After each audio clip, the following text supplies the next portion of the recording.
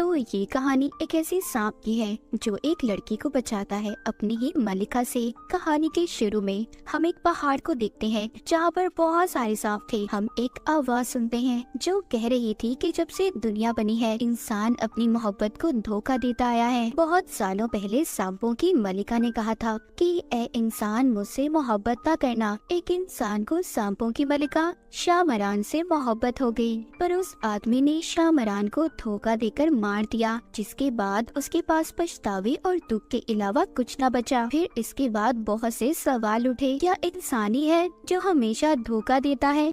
वहीं पर हमें एक आदमी दिखाया जाता है जो पहाड़ से कूदकर अपनी जान दे देता है, पर फिर भी वो नहीं मरा था। और ये वही आदमी था जिसने शाहमरान को धोखा दिया था। अब ना तो उसको मौत आती थी और ना ही वो सुकून की जिंदगी जी रहा था। फिर इसके बाद कहानी में हमें एक लड़की दिखाई जाती है जिसका नाम सासू था।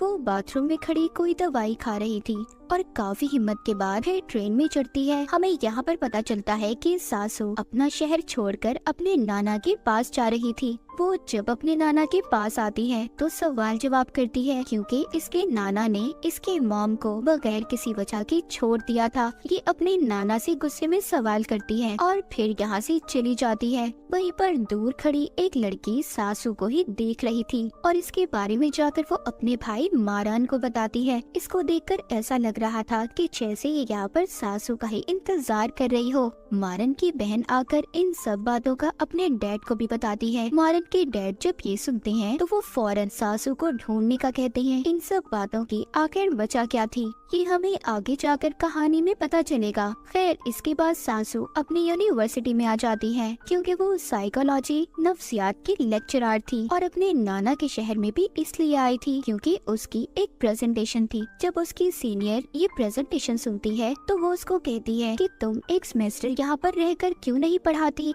सासू ने भी मना नहीं किया था और इस बात को मान जाती है। जब ये यूनिवर्सिटी से वापस आती है तो इसके नाना इसके पास आते हैं और इसको बताते हैं कि तुम्हारी मॉम जानती थी कि मैं कहाँ पर हूँ, इसीलिए वो मुझे खत भी लिखा करती थी। वो सबूत के तौर पर सासू को सारे खत देते हैं। जब सासू को ये पता चलता है अब वो सोचती है तो फिर उसकी मॉम इतनी ज्यादा परेशान क्यों रहती थी। सासू ये सब जानने के लिए अब हिम्मत करके अपनी मॉम के खत को पढ़ने लगती है, जिसमें उन्होंने बिल्कुल ऐसा ही लिखा था जैसा अब सासू की हालत थी। ना उनको नींद आती थी और ना ही सुकून।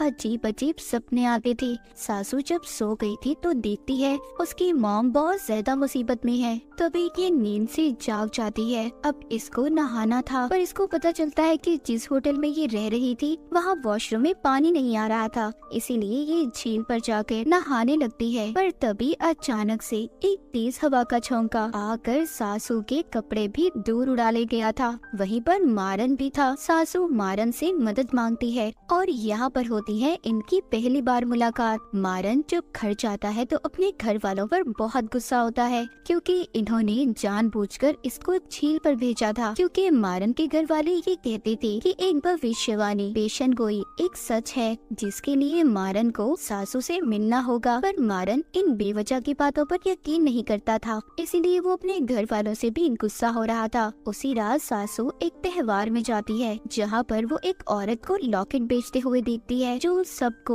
शाहमरान की कहानी बता रही थी कि वो वापस आएगी और फिर से मोहब्बत को जिंदा करेगी। सासू भी इन बातों पर यकीन तो नहीं करती थी, पर फिर भी न जाने उसे क्या हो गया था, वो लॉकेट को खरीद लेती है। तभी उसको वहाँ पर एक सांप की आवाज आती है और ये जलती हुई आग के पास चली जाती है। पर अचानक से वो आग भड़क गई थी, चारों तरफ आग लग जाती है और वहीं पर सासू बेहोश हो जाती है।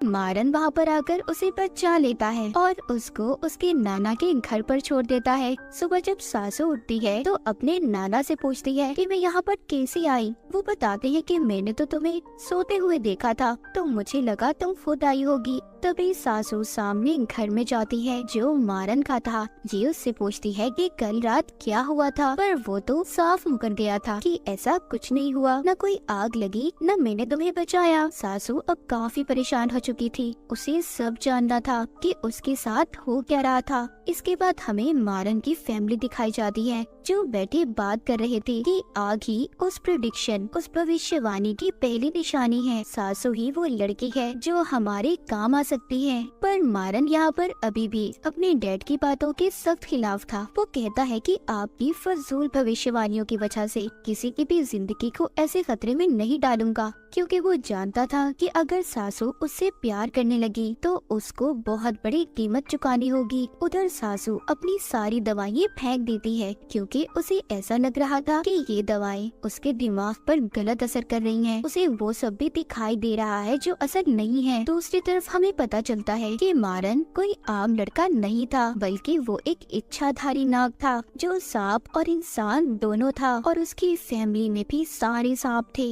इसके बाद एक जगह पर कुछ लोग दिखाए जाते हैं जो शामरान के किले पर ट्रिप पर गए थे, पर न जाने उन्हें क्या हो गया था और एक एक करके वो वहाँ पर बने कुएं में छलांग लगा देते हैं। ये वीडियो भी काफी ज्यादा फैल चुकी थी। इसके बाद हम इस कहानी में एक लड़की को देखते हैं जिसके पूरे जिस्म पर सांप लिपटे हुए थे और वो अपने गुलाब से ये कह रही थी कि सासू अब आ चुकी है, उसके दिमाग से खेलो और उसको मेरे पास ले आओ। इसका मतलब ये था कि उसको ऐसी उलझनों में फंसा दो कि वो खुद चलकर मेरे पास आ जाए। अब ये लड़की कौन थी और इसका सासू से क्या कनेक्शन था, क्या ये हमें आगे आगे कहानी में पता चलेगा। सासू अब अपने नाना के घर में थी, तो वो जब जा रही थी उसके नाना उससे बात तो नहीं करती पर गाड़ी की चाबी दे देते हैं। ये बाहर आकर मारन से बात करती है। इन दोनों की अच्छी दोस्ती हो गई थी। उधर मारन अपने डैड और एक आदमी से बात करता है। इसको भी अब आहिस्ता आहिस्ता भविष्यवाणियों पर यकीन आ रहा था। वो आदमी कहता है कि हमने आग वाला हादसा तो दबा दिया, पर कुएं वाली बात सब लोगों को पता चल गई है और दुश्मन को भी खबर हो गई है। बाहर मारन की बहनें भी इसी बारे में बात कर रही थी, जिससे हमें पता चलता है कि वो सांपों में लिपटी लड़की ही इनकी दुश्मन है, सभी इच्छाधारी सांपों की, यानी कि जो इंसान बन सकते थे। उधर सासू को दिखाया जाता है जिसकी सीनियर यूनिवर्सिटी में उसको सियान नाम के लड़के से मिलवाती है जो आगे प्रोजेक्ट में उसकी मदद करेगा। सियान उससे मिलते ही सासू के साथ काफी ज्यादा फ्री हो रहा था। सासू भी जब वो कुएं वाली वीडियो देखती है तो डर जाती है। तभी उसको ख्याल आता है कि उसने जो त्योहार वाले दिन लॉकेट खरीदा था वो कहाँ है। वो उस आग वाले हादसे में गुम हो गया था, इसलिए ये अब उस स्टॉल वाली औरत को ढूंढने मार्केट में जाती है, जहाँ पर इसे औरत तो नहीं मिलती पर एक आदमी अपना पीछा करता दिखाई देता है जिसने काले रंग के कपड़े पहने हुए थे और अपना चेहरा ढका हुआ था। ये देखकर सासू जब उसके पीछे जाती है तो वो गायब हो गया था। वहीं पर एक और आदमी था जो सासू से काफी बदतमीजी कर रहा था और उसको वहाँ पर जितने भी लोग थे अजीब नजरों से देख रहे थे। सासू सब देखकर बहुत ज्यादा परेशान हो जाती है। रास्ते में उसे मारन मिलता है जिसे मिलकर ये सब बताती है। मारन इससे कहता है कि तुम्हें वापस घर चले जाना चाहिए, ये जगह तुम्हारे लिए खतरनाक है। पर उल्टा सासू उसकी बात समझने के बजाय उससे कहती है तुम मेरे बारे में जानते ही क्या हो जो मुझे ऐसी नसीहतें कर रहे हो। मारन कहता है मैं देख सकता हूँ तुम डरी हुई हो। ये सुनकर सासू खामोश हो गई थी क्योंकि सच में ऐसा था। रात को घर पर मारन की बहन उससे बात करती है, कहती है कि तुम यकीन क्यों नहीं कर लेते सब बातों पर। तुम और सासू एक दूसरे की जरूरत हो, तुम ही हो जो उसके लिए बने हो। पर मारन कहता है नहीं, मैं ऐसा नहीं कर सकता और इसी भविष्यवाणी की वजह से बहुत सी औरतों की जान गई है, पहले सासू की मॉम की और फिर हमारी मॉम। अब मजीद ये सब बर्दाश्त नहीं करूँगा। लेकिन इन सब बातों के बावजूद मारन सासू से दूर नहीं जा रहा था। सासू के नाना वही दवाइयाँ खा रहे थे जो सासू खाया करती थी। इसका मतलब ये था कि ये कोई इनकी खानदानी बीमारी थी। रात को सासू जब सो रही थी तो वही मशकूक आदमी इसके कमरे में आता है। सासू का लॉकेट भी उसके पास ही था। वहीं पर एक बहुत बड़ा सांप आता है, सोते हुए सासू पर लिपट गया था। सासू इन सब से डर कर जब उठती है तो इसके बारे में वो नहीं जानती थी ये कोई सपना था या हकीकत। इसीलिए सासू इन सब से तंग आकर झील में तैरने चली गई थी। अगली सुबह जब ये यूनिवर्सिटी जाती है तो सियान इसको खाना खाने के लिए साथ ले जाने का बोलता है। जब ये खाना खा रही थी तो सासू जब वॉशरूम जाती है इसको वहाँ से सांपों की आवाज आ रही थी, पर उसको वहाँ पर ऐसा लग रहा था कि जैसे ये पानी की आवाज थी। पर उसके जाते ही वहाँ पर वही आदमी था जो अब तक इसका पीछा कर रहा था। फिर जब सियान सासू को घर छोड़ता है, मारन भी अपने घर के बाहर खड़ा था जो इन्हीं को देख रहा था, जिससे हमें पता चलता है कि मारन सियान को जानता था। इनका आपस में कोई रिश्ता तो था पर अच्छा नहीं था। अब रात को सासू अपने नाना के हाथों पर निशानों को देखती है जो ऐसे थे जो हाथ बांधने से बनते हैं। अगले दिन सासू जब यूनिवर्सिटी थी तो मारन की बहन अपनी बहन को कॉल करती है कि वो सासू का ख्याल रखे, पर इससे पहले वो उसका ख्याल रखती बहुत देर हो चुकी थी। वो उस आदमी को देख लेती है जो इसका पीछा कर रहा था। वो उसका पीछा करती एक खाली कमरे में आ गई थी। वो जब अंदर जाती है तो सासू वहाँ पर एक बहुत बड़ा सांप देखती है और कमरे का दरवाजा खुद ब खुद बंद हो गया था। पर सियान वहाँ पर आकर उसे पहचान लेता है और कहता है कि सिर्फ तुम्हारा कोई वहम है और कुछ नहीं। सासू अपने साथ होने वाले इन हादसों से अब अवंजार हो चुकी थी। वो अपने घर चली जाती है, पर तभी हमें यहाँ पर पता चलता है कि सियान भी एक सांप था जिसको सासू का ख्याल रखने के लिए भेजा गया था। उधर मारन के डैड के पास एक बूढ़ा आदमी आता है जो उन्हें बता रहा था कि एक बदले की भूख शामरान के किले से नहीं बल्कि यहीं से आ रही है।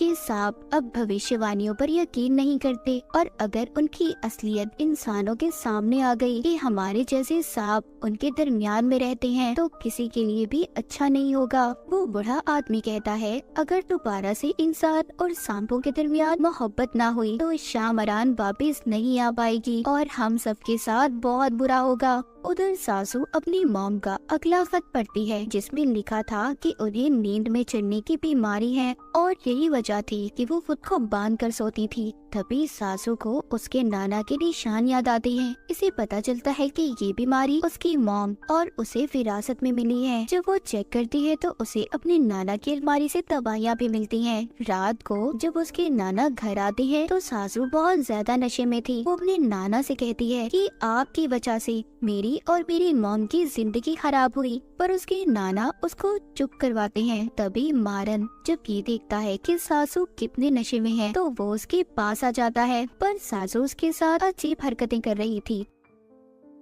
जब सुबह होती है तो मारन कुर्सी पर बैठा सो रहा था। सासू उसके पास जाती है। वो उसको बताता है कि कल रात तुम नशे में थी और मैं चाहता तो तुम्हारा फायदा उठा सकता था, पर मैंने ऐसा नहीं किया। जब सासू अपने नाना के साथ भेंट कर रही थी तो दोनों एक दूसरे को अपनी बीमारी के बारे में बताते हैं। वो दोनों अब अपना रिश्ता ठीक करने की कोशिश कर रहे थे। सासू अब मारन के पास जाती है। ये दोनों एक दूसरे को पसंद करने लगे थे, पर जब मारन सासू के साथ था तो महसूस करता है जैसे उसके पास कोई सांप हो और मारन ने उस सांप को पकड़ भी लिया था। ये जब अपने डैड के पास आता है तो उसके डैड कहते हैं कि आखिर ये सांपों की लड़ाई कब तक चलती रहेगी। उधर हमें दिखाया जाता है कि सियान सासू से मिलने आता है। जब ये वापस घर जा रहा था तो हमें यहाँ पर पता चलता है कि ये उसी आदमी का बेटा था जो मारन के डैड के साथ काम करता था, पर अब सियान भी मारन के खिलाफ था। उसके डैड समझाते हैं कि देखो, जिस बात का कोई फायदा ना हो हमें उस बात को छोड़ देना चाहिए और तुम सासू से दूर रहो। अगली सुबह जब सासू की आँख खुलती है तो वो जंगल में थी, जिसके बारे में उसे खुद भी समझ नहीं आ रहा था कि ऐसा क्यों है उसके साथ। तभी एक सांप आकर उसे काट लेता है। वहीं पर वो मशकूक आदमी भी था जो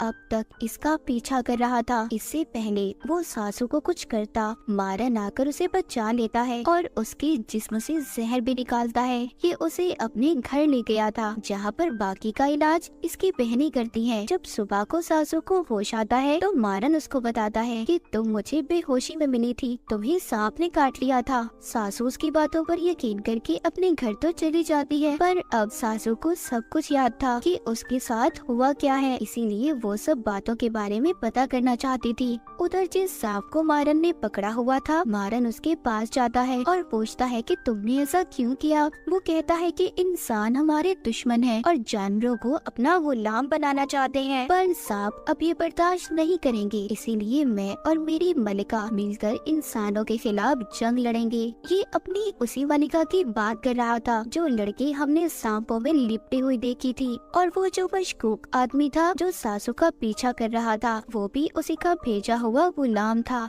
मारन कहता है ठीक है मैं मानता हूँ, पर तुम भी जंग लड़ोगे, हम में और इंसानों में क्या फर्क रह जाएगा। वो सांप कहता है कि हमारी मलिका जाग गई है, और अगले ही सीन में हम उस सांपों में लिपटी लड़की को जागते हुए देखते हैं जिसकी जागने से बड़ी तबाही होने वाली थी। अब सासू भी मारन के घर पर आई थी जहाँ पर वो सच जानना चाहती थी कि ये लोग कौन है और उसका इनसे क्या रिश्ता है। पर मारन की सारी फैमिली उसे अपनी बातों में ही उलझा देती है। पर मारन की बहन को पता चल गया था कि सासू सब जान चुकी है। उधर मारन की जिल्द भी उतरने लगी थी क्योंकि इन सांपों की स्किन जल्द नहीं आती थी और इसी दौरान ये बहुत ज्यादा कमजोर भी हो जाते हैं। यूनिवर्सिटी में सासू को शामरान के बारे में जानना था, इसीलिए ये अपने स्टूडेंट्स को उस पर रिसर्च करने का कहती है। जब सियान ये देखता है तो काफी परेशान हो जाता है। इधर ही मारन भी आ गया था। सियान मारन को देखकर कहता है कि तुम्हें मुझसे दोस्ती कर लेनी चाहिए क्योंकि तुम और मैं एक दूसरे की असलियत तो जानते ही हैं, और क्या पता आने वाले वक्त में तुम्हें मेरी जरूरत पड़े। और ये मारन को अपना कार्ड देकर चला जाता है। मारन सासू को अपनी पुरानी हवेली में ले गया था जहाँ पर ये उसे झूठ मूठ की कहानी बताता है कि हमारे यहाँ बहुत सारे दुश्मन हैं और हमारी खानदानी लड़ाई बरसों से चली आ रही है। अब इधर हमें दो कहानियाँ बताई जाती हैं। एक तो मारन का पता चलता है कि उसके साथ बहुत से राज जुड़े हैं। उधर सासू की फैमिली जो आज तक कभी सुकून में नहीं रह सकी थी, पर इन दोनों में एक बात सेम थी कि इन दोनों अकेले थे और दोनों को एक दूसरे की जरूरत थी, एक दूसरे को पसंद करने लगे थे। जब ये दोनों साथ थे तो तभी मारन की सांप वाली जिल्द बाहर आने लगी थी। वो सासू के पास से चला जाता है। इसके बारे में उसके दुश्मनों को भी पता चल गया था कि मारन अब कमजोर हो चुका है। तभी ये कॉल करके सियान को बुलाता है और सासू को लेकर चला जाता है। ये रास्ते में उसे कहता है कि मैं तुमसे प्यार करता हूँ और हम दोनों अपनी नई जिंदगी गुजारने यहाँ से दूर चले जाएंगे। सासू पहले तो ये सुनकर हैरान होती है पर फिर मान जाती है और अपने घर पर उतरकर कहती है कि मैं तुम्हें सोचकर बताऊंगी। अपने घर जाकर मारन की हालत भी बहुत ज्यादा खराब हो गई थी। उधर दूसरी तरफ हमें एक औरत दिखाई जाती है जिसको आगे के बारे में पता चल रहा था कि अब क्या होने वाला है। यहाँ टाउन में जितने भी जानवर गायें थी सब मर रही थी और वो सांपों में लिपटी लड़की भी जिंदा हो रही थी जो एक बड़ी तबाही की निशानी थी। जब मारन घर पर था तो उसकी बहन सासू को मैसेज करती है कि वो घर से कुछ दिन के लिए जा रहा है क्योंकि कुछ दिन तक अब मारन सासू से नहीं मिल सकता था और सियान को सासू पर नजर रखने का कहता है। पर सियान उसे सांपों की जगह पर ले गया था क्योंकि ये मारन को धोखा दे रहा था जहाँ पर सब इच्छाधारी सांप थे और सब सासू को बहुत अजीब नजरों से देख रहे थे। पर ये उसको बचाकर दोबारा से उसके घर ले आता है और माफी मांगता है कि ये उसे ऐसी जगह पर लेकर गया। सासू चारों तरफ से अब डर चुकी थी। वो मारन के घर के पास जाकर उसके नंबर पर फोन करती है। ये उसकी फोन की जब बेल सुनती है तो अब इसको ऐसा लग रहा था कि मारन इससे कोई गेम खेल रहा है। जब रात को सासू अपने नाना और बाकी लोगों के साथ खाना खा रही थी तो उसके नाना बात करते हैं कि टाउन में सारे जानवर मर रहे हैं और तब भी ऐसा हुआ था जब मैंने अपनी बेटी को छोड़ दिया था। सासू जब ये सुनती है तो अब वो मारन के साथ जाने के लिए तैयार थी। इसने उसे हाँ बोल दिया था। पर काफी दिन गुजर जाते हैं, ना तो मारन का कोई मैसेज आता है और ना ही फोन, क्योंकि वो अपनी नई जिल्द के आने की वजह से बेसमेंट में बंद था। रात को सासू जब झील में तैर रही थी तो उसे सियान मिलता है जो उसको अपने साथ कहीं पर ले जाने का कहता है। तभी यहाँ पर आता है मारन। सासू को कुछ समझ नहीं आ रही थी क्योंकि सियान और मारन दोनों गायब हो गए थे। वो सांप बनकर लड़ रहे थे। मारन ने सियान को जख्मी कर दिया था जिसके बाद वो सासू के सामने आता है, कहता है प्लीज मेरे साथ यहाँ से दूर चलो। पर अब सासू डरने लगी थी और मारन से कहती है आखिर सच क्या है, क्या गेम खेलना चाहते हो तुम मेरे साथ। तभी सासू को कॉल आती है, उसके नाना कहीं पर चले गए थे। मारन सासू को घर छोड़ता है और यकीन यकीन दिलवाता है कि फिक्र नहीं करो, मैं तुम्हारे नाना को सही सलामत लेकर आऊंगा। और हम देखते हैं कि सासू के नाना वहीं पर पहाड़ पर खड़े थे, जो हमने कहानी के शुरू में एक आदमी को देखा था। वो भी वहाँ से कूदने वाले थे, पर मारन उनको बचा लेता है। मारन घर आकर अब अपने डैड को बताता है कि सियान सासू को दुश्मनों के पास ले जा रहा था। इस बात पर मारन के डैड उसे सजा देने का फैसला करते हैं, पर यहाँ पर जो उनके साथ आदमी काम करता था यानी कि सियान के डैड उनसे कहते हैं मेरे बेटे को एक मौका और दे, मैं उसे समझाऊंगा।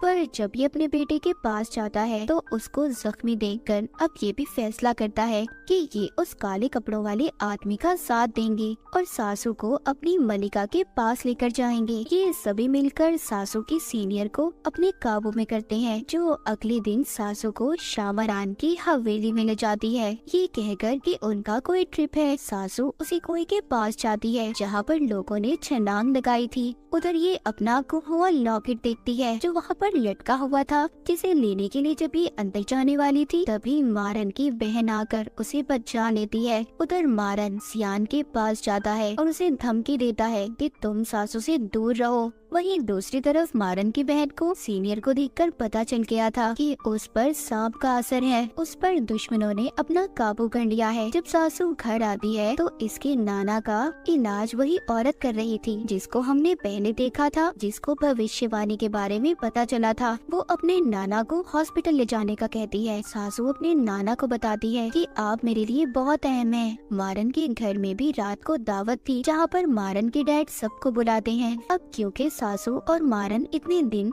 दूर रहे थे, वो कुछ वक्त गुजारने झील पर चले जाते हैं। इधर दावत में सासू के नाना की भी तबीयत खराब हो रही थी, इसी वजह से वो भी अपने घर चले गए थे। मारन की बहनें उस सीनियर को बांध देती हैं ताकि वो इसके अंदर से छुपे सांप को बाहर निकाल सके। उधर झील पर मारन सासू की कमर पर सांप के बनते हुए निशान देखता है और काफी खुश होता है। इसका मतलब ये था कि सासू भी अब सांप बन चुकी थी या फिर मारन ने उसे अपने जैसा कर दिया था। अब खैर ये और मारन वापस से दावत में आते हैं। मारन उस सीनियर के मुंह से सांप निकालता है जिससे वो भी आजाद हो गई थी। वहीं पर मारन के नौकर की बीवी जो माँ बनने वाली थी उसकी हालत भी खराब हो जाती है। शायद ये अब आखिरी भविष्यवाणी थी कि एक इंसान सांप को जन्म देगा, पैदा करेगा। मारन की फैमिली उसकी मदद करती है। उधर सासू के घर पर मारन उसके साथ था। उसके नाना ने जहर खा लिया था, इसीलिए मारन उन्हें बचाने की खातिर अपने असल रूप में आ गया था,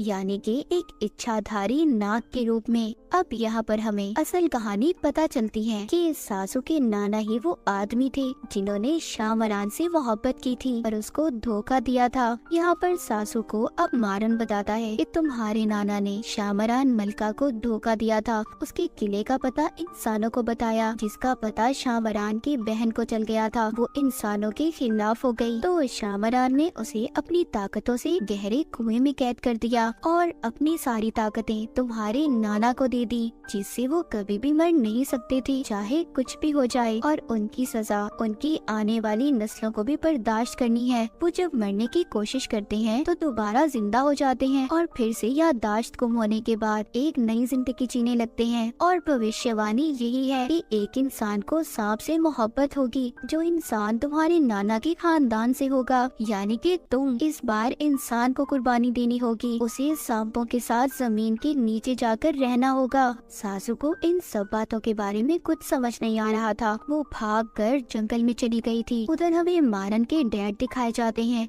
जो बताते हैं कि हमें सासू को कुर्बान करना होगा। ये बात इन्होंने मारन को भी नहीं बताई थी। इधर सासू पर जंगल में वही आदमी हमला कर देता है जो अब तक इसका पीछा कर रहा था, पर सासू अपनी ताकत से उससे बच जाती है। सासू भी क्या अब सांप बन चुकी थी। सासू के घर आकर एक सांप ने इसके नाना को भी मार दिया था। सासू और मारन दोनों ने अपनी असलियत को मान लिया था कि वो दोनों अब सांप हैं, पर ये बात इन्हें नहीं पता थी कि अभी तो ये शुरुआत थी, क्योंकि शामरान की बहन जाग चुकी थी। अब सासू और मारन के साथ आगे क्या होने वाला था कोई भी नहीं जानता था। और इसी के साथ ही कहानी यहीं पर खत्म हो जाती है।